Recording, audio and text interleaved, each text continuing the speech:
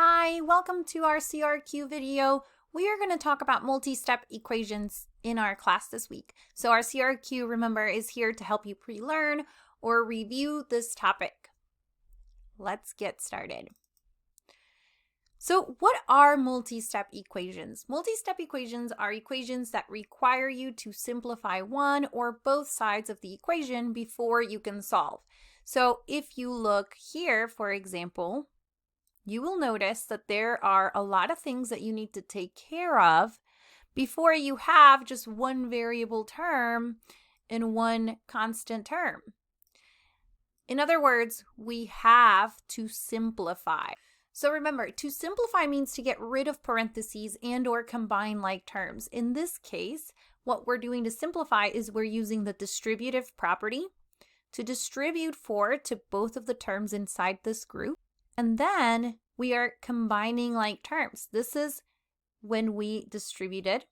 Now we have 4 times x plus 4 times 6 minus 11. And now we have 4x plus 24 minus 11 equals 25. The 25 has come along for the ride step by step. All we have to do is go ahead and combine like terms here. 24 minus 11. Those are like terms. They are constants. And that leaves us with 13. And now we have a two-step equation. 4x plus 13 equals 25. So we would subtract 13 from both sides and eventually be left with 4x equals 12, which we would then divide both sides by 4.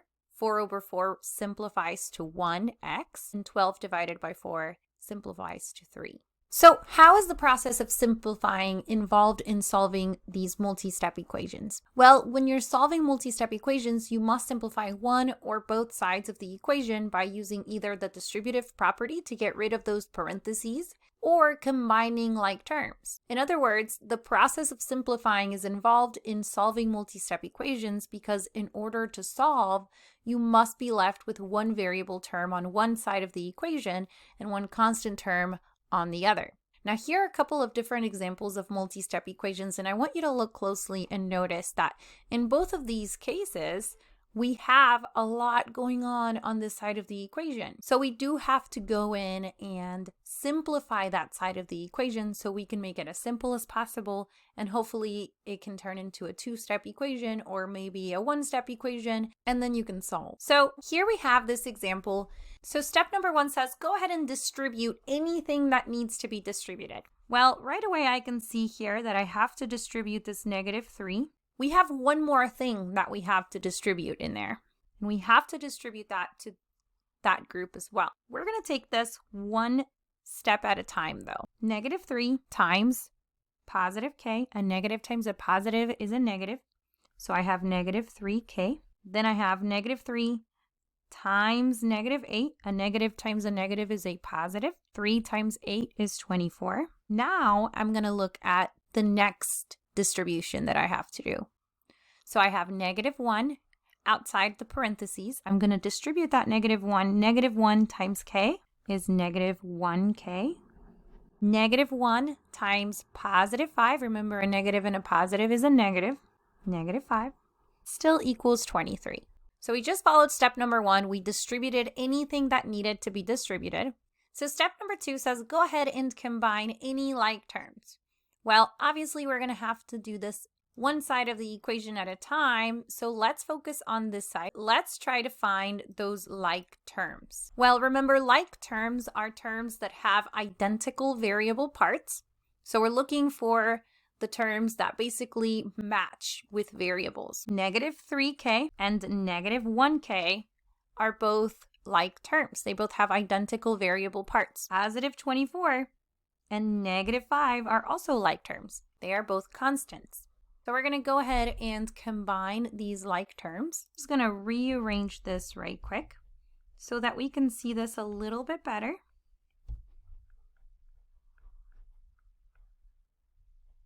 So we have -3k minus 1k, -3 minus 1. Remember, if you have the same signs, you add and keep the sign.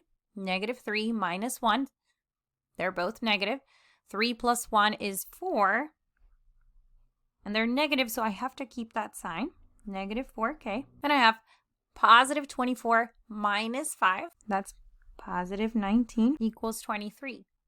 Now the 23 has stayed along for the ride every single time, every step of the way. Step 3 says go ahead and use inverse operations to move variables to one side and the numbers to the other. What that's talking about is that at the end of the day, we want to be left with one variable term on one side of the equation and one constant term on the other side of the equation. Well, here we have, just like we talked about last week, we have a two-step equation. We have to move over this 19 to the other side of the equation so that we can continue to solve. So positive 19, the inverse operation to that would be negative 19, right? If I have positive 19, if I subtract 19, that would bring me to 0.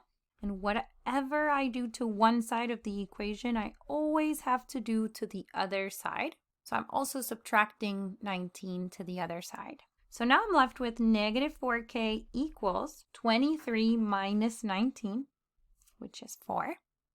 Now I'm in a situation where I have to use inverse operations again so that I can isolate my variable. So I need to be left with just 1k. I'm going to divide both sides by negative 4. Because I know negative 4 divided by negative 4 simplifies to positive 1k. Positive 4 divided by negative 4, a positive divided by a negative is going to give me a negative. And 4 divided by 4 gives me 1. Step number 3 says go ahead and check your work. So in order to check our work, we need to take the solution that we found and we have to plug it back into the original equation. That's very, very important. I have negative 3 times negative 1 minus 8 minus negative 1 plus 5 equals 23. At this point, now I have a numerical expression on this side. Now remember, when we are simplifying numerical expressions, we have to use order of operations. So I'm going to go ahead and take care of the groupings first from left to right. This is the first group. Negative 1 minus 8. Same sign, you add and keep the sign. Minus. Same thing here. I'm going to take care of this group. Negative 1 plus 5. Different signs, you subtract and keep the sign of the number that has the bigger absolute value. So 5 minus 1 is 4. 5 has the bigger absolute value, so it would be positive. And we are checking to see, does this side equal 23? So now we have a situation where we have two multiplications. Negative 3 times negative 9. Negative times a negative gives me a positive. 3 times 9 is 27. Negative 1 times positive 4 is negative 4. 27, positive 27 minus 4 is 23. Once I get here, if this in fact does equal this, then I am done. And my answer checks out. My solution makes the original equation true. All right, we'll learn more about this in class. Thank you for watching. If you have any questions, let me know.